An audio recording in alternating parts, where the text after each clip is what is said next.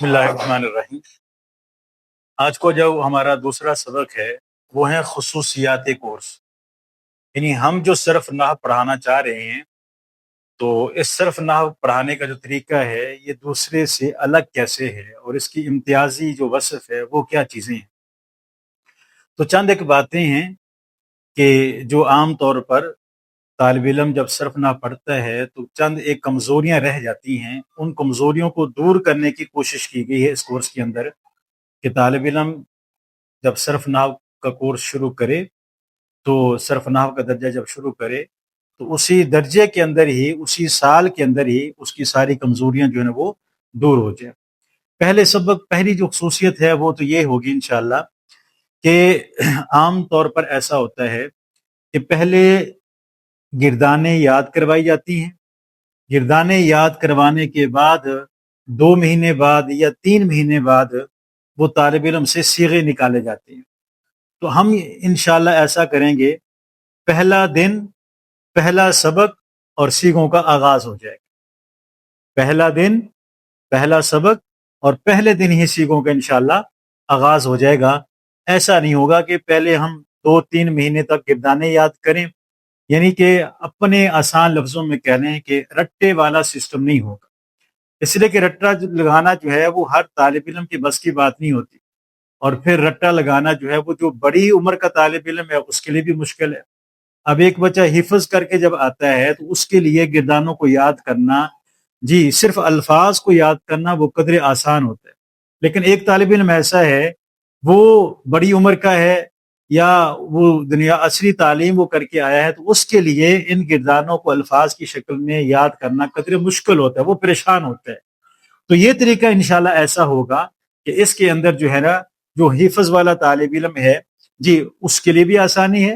اور جو بڑی عمر کا طالب علم آیا ہے اس کے لیے بھی آسانی ہے۔ فہم جو ہے فہم اس کے اوپر زیادہ زور دیا جائے گا، یاد کرنے والا جو مسئلہ ہے رٹے والا وہ انتہائی کم ہوگا، بلکہ نہ ہونے کے برابر ہوگا۔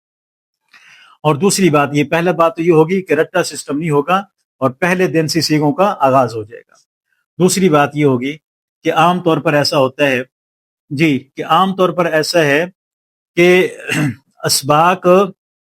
یاد کر لیے جاتے ہیں لیکن ان کا اجرا نہیں ہوتا۔ بہت سارے بچوں نے صرف کی کتاب ساری کی ساری یاد کی ہوئی ہے، لیکن جب وہ صیغے نکالتے ہیں صیغہ نکالنا ان کے لیے مشکل بنتا ہے۔ اسی طریقے سے نحو کی جو کتابیں ہیں، علم النحو ہو، نحومیر ہو،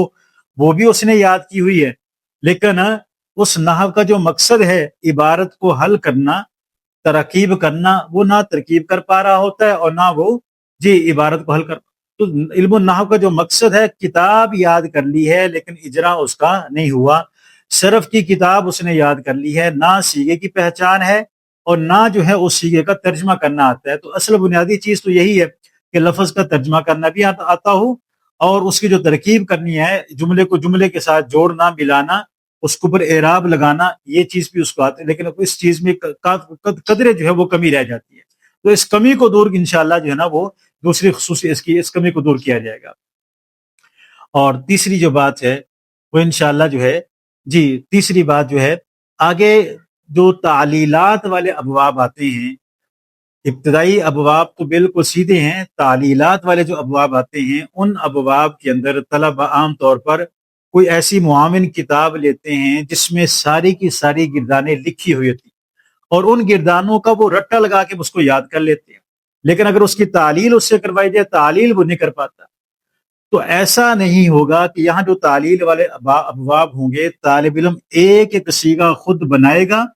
اور اس کی تعلیل بھی خود کرے گا، پھر دوسرا صیغہ بنائے گا اس کی تعلیل بھی خود کرے گا، یعنی کہ کسی معاون کتاب سے رٹا لگا کر یہ ساری گردانیں یاد کرنے کی اس کو ضرورت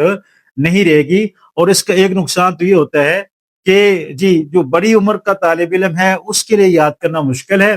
اور جو دوسرا عام حفظ والا طالب علم ہے، حافظ طالب علم ہے، وہ یاد کرنا اس کے لیے آسان ہے۔ لیکن مسئلہ یہ بنتا ہے کہ وہ یاد کر لیتا ہے، کتاب کے اوپر لکھا ہوا جو صیغہ ہے اس کو یاد کر لیتا ہے، لیکن اس کو سمجھ نہیں پا رہا ہوتا کہ اس کی تعلیل کیسے ہوئی ہے۔ تو یہ انشاءاللہ جو ہے نا تعلیلات والے جتنے بھی ابواب ہوں گے وہاں ہمیں معاون کتاب سے رٹا لگا کر گردانیں یاد کرنے کی ضرورت نہیں ہوگی، وہ گردانوں کی ساری تعلیلات ہم انشاءاللہ خود ہی کریں گے۔